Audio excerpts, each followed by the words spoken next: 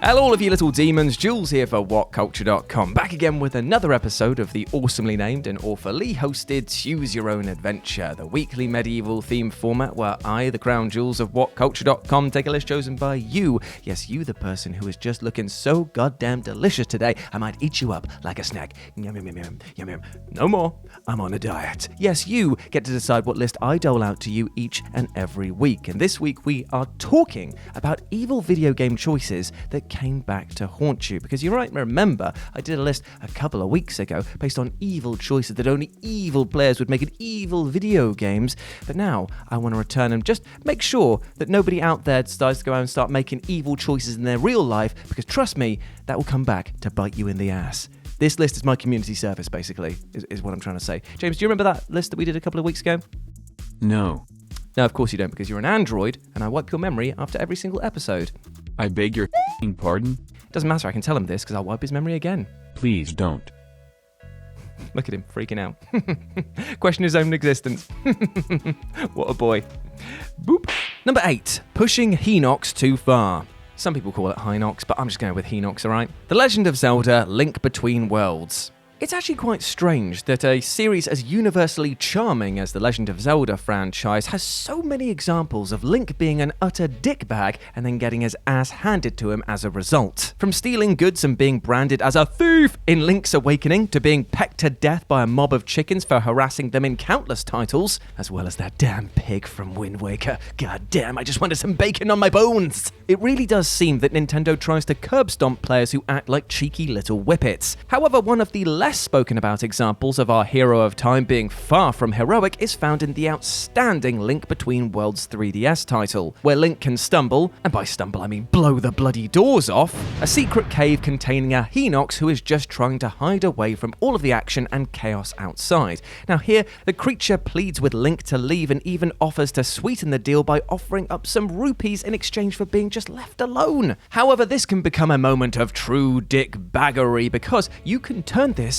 into an extortion racket. Yes, that's right, friend. You can get greedy and say, no, I'm not leaving. More. Ding, ding, ding, ding, ding, ding, ding, ding, ding, ding, ding, ding, ding, ding, but the ding, ding, ding, ding, ding, I'm turning into the crazy frog. The ding, ding, ding that turns you into a dong can do you over if you're not careful. The amount that you can get is random, but could see the player walk away with 1 red, 1 purple, and 2 silver rupees if you're lucky. Yet this luck suddenly runs out if you push HINOX further, because it will become enraged at your greed and proceed to turn hostile, boasting an impressive damage output that might see your extortion racket end pretty bloody quickly. And by that, I mean you'll die.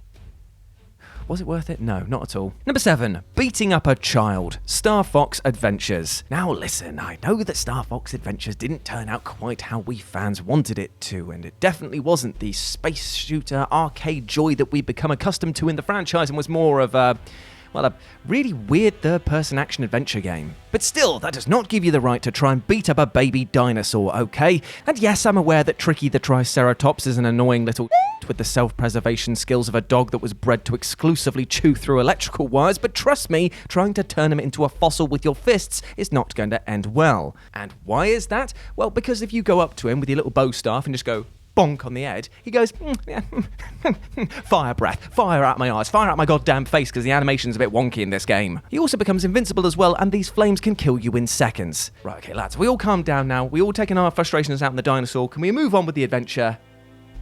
Nobody wants to, but let's just go. Number 6, stealing and murdering civilians. Return to ZORK. Now let's be clear about something from the off. Return to ZORK is a weird game and one hell of a ride. It is a title that feels like you're playing through a fever dream, in that the characters that you meet speak in some sort of improv style, and the adventure that you're on seems to fluctuate wildly into madness on a tip of the hat. And speaking of hats, I think it's time we talked about the wondrous character of Return to ZORK, known as the Guardian, and his ridiculous fedora. The Guardian, as the name might suggest, is a character that comes to the aid of the populace and the people, keeping them safe from harm and sometimes from your actions, and you will feel the wrath of his milady if you are an absolute rotter in this title. Threaten the population or steal their belongings, and there's a chance that the game will intervene in the form of the Guardian who appears before you. Now, while you might laugh at the fact that he kind of looks like a cross between the French cartoon Muzzy and a hat made famous by neckbeards, you won't be chuckling so much when the Guardian doles out his punishment, as not only will he make you return the stolen goods, he will actually take a percentage of what goods and money you do have, meaning that acting like an utter dick will come back to bite you in the arse by leaving you with next to nothing.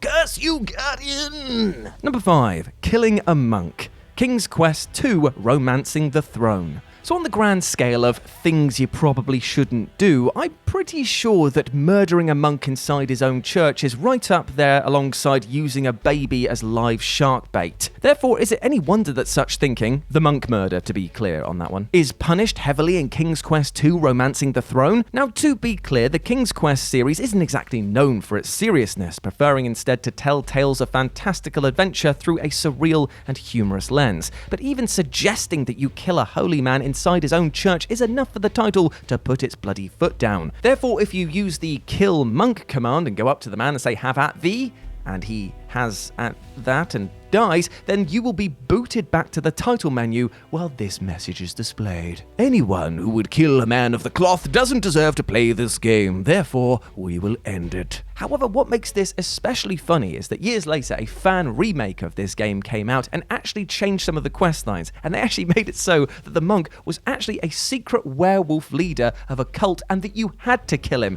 meaning that your evil actions came back to bite you in the ass if you didn't kill him this time around. But it did if you did it on the first time around because you'd be booted back to the end of the game, but then you needed to kill him if you played the fan remake because he was a werewolf, and werewolves are bad in this game apparently. Keep it up? James, help me. Transition, James. James, throw a transition. Vamp, James. I've run out of steam. Number 4, putting a hamster in a microwave. Maniac Mansion. Sometimes video games will let the players do something so specifically evil that you have to just kind of take a step back and say, what the hell is going on here? Case in point, in Maniac Mansion, the lusciously witty and tricky puzzle point-and-click title, it's possible for you to engage in the needless and horrific murder of an animal and then present the remains of said butchery to the owner as further means of torture. Sounds pretty grim, right? Well, that is exactly how you could describe the murder itself, because what you do is you take a lovely, adorable hamster and you pop it in a microwave.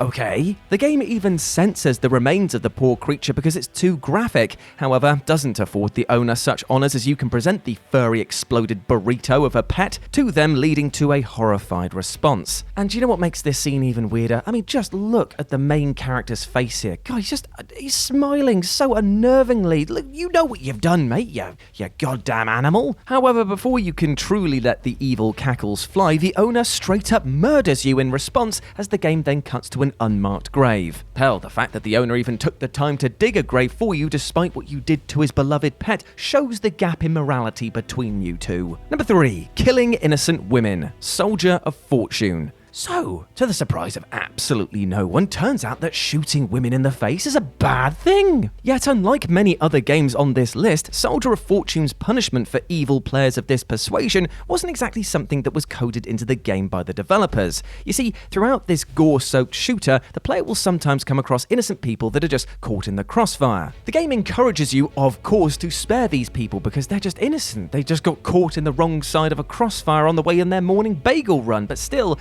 if you do happen to shoot women specifically, there's a chance that their death loop animation and sound will loop over and over and over and over again. This torturous noise only escalates should the player continue down this evil path until the noises actually drown out the sound of the gunfire and action, serving as a rather horrifying reminder of your actions. In essence, you could say that this is an evil decision that quite literally comes back to haunt the player, what with all the spirits torturing you relentlessly. Ooh, so in short, don't shoot women in the face.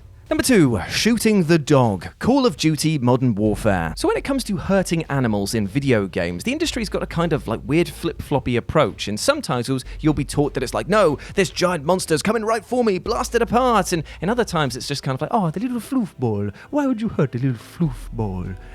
You're banned from the game for thinking about hurting the little floofball. His name is Jeremy. Hello. It's all the same with my neck vein.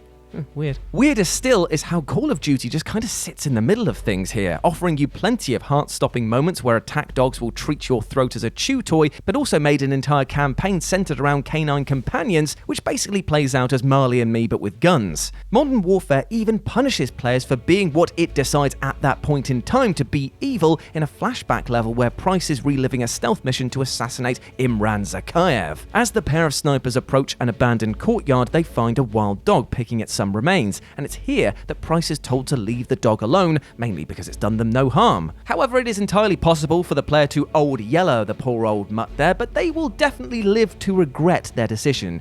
But they won't live long, because an entire pack of vengeful attack hounds will come at you and right for your throat. It is utterly terrifying. The amount of dogs that attacks you in this one part here, I always thought it was like, whoa, that's almost like a comedy parody level of attack dogs. And the fact that you've got to parry them all the time with that little quick time event, you've got to break all their necks, it's an incredibly distressing moment. So yeah, while all dogs may go to heaven, you might be headed south, you dirty mutt. And number 1, stealing from the shopkeeper, Spelunky. So as I mentioned before, stealing in video games isn't usually an action that the title in question will let you get away with without some repercussions, but when comparing the actions of the Guardian to say what can happen to you in Spelunky, it's like comparing apples and oranges, except this time the orange has a shotgun and it's going to blast your face off. In the world of Spelunky, you'll sometimes come across little caverns that double up as shops, each manned by a gruff and grizzled veteran of the Shopkeepers Union, where it's possible to buy new items and weapons. Yet, such boons aren't exactly cheap, and seeing as you're basically making a living out of robbing tombs and temples, you might see this as another opportunity to air quotes liberate some new artifacts. Yet be warned, my friend, because these shopkeepers do not take any guff whatsoever, and at the slightest provocation will fill you full of buckshot, so much so that you'll be weighed down to the floor. Not that you'll mind, because you'll be dead. However, if you are a determined enough thief, there are ways to make off with your ill-gotten gains, namely through either murdering the shopkeep or planning an escape route in advance. Yet, I wouldn't be laughing so evilly and so heartily right now, my friend, because this game posits another little surprise for you waiting at the end of the level. That's right, it's another shopkeeper, but this time he's a little bit supercharged. He heard what you did to his friend. The Union has gathered together to send their finest example of punishment and pain. It was almost like this guy was trained by...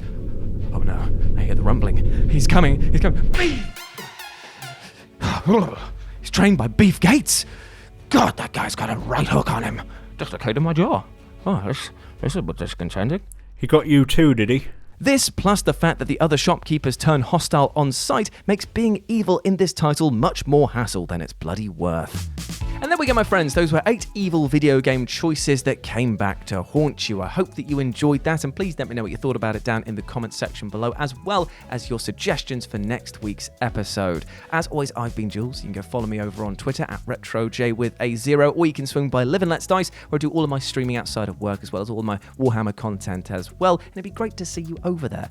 But before I go, I just want to say one thing. There is a reason why I made this list today, and that is because I don't want anyone to go out there and make mistakes in their lives, especially those that could be termed as evil. Always consider your actions. Always consider yourself as well as other people, and make sure that every decision that you make comes at the benefit of the many people as possible, all right? Don't just go out there and be selfish. Build bridges instead of burning them. You do not want to be left stranded when stuff hits the wall, let's put it that way.